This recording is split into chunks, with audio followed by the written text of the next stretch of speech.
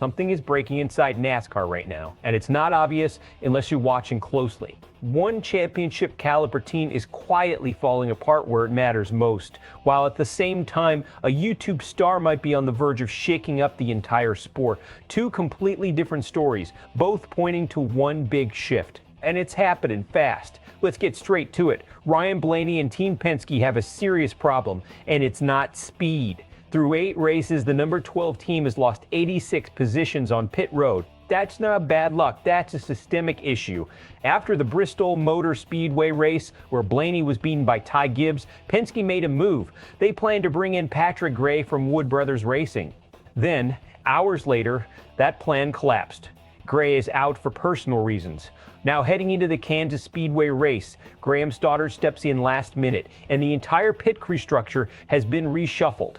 Meanwhile, on a completely different front, Cleetus McFarland just signed a multi-year deal with Polaris and could be racing at Talladega Superspeedway soon, pending approval. Let's start with Blaney. This is a driver who should be in the championship conversation every single year. Speed is there. The car is there, but pit road is hurting them.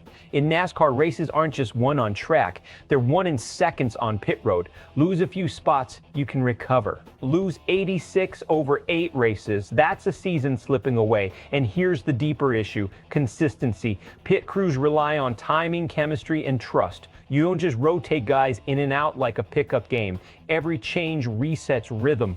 Every hesitation costs positions. Now Penske is making reactive moves mid-season. That suggests urgency and possibly internal frustration. Locker room-wise, that tension spreads quickly. Drivers feel it, crew members feel it, and when execution starts slipping, confidence follows.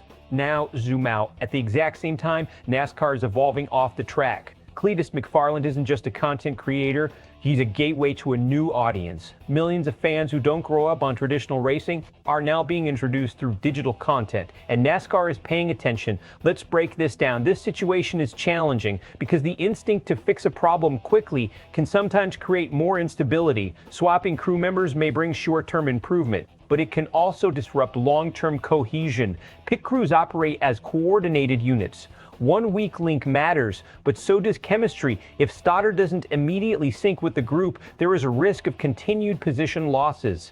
And the reality is simple. Track position in modern NASCAR is critical.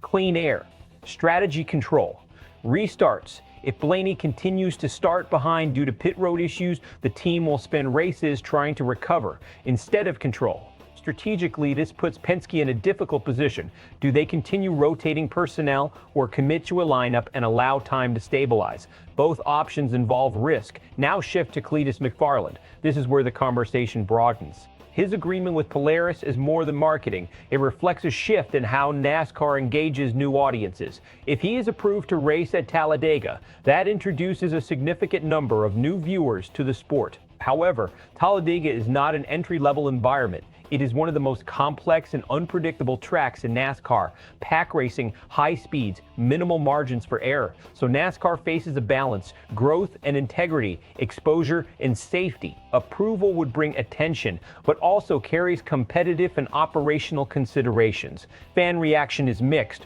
Some are frustrated with Penske's execution issues. They see missed opportunities from a team capable of winning.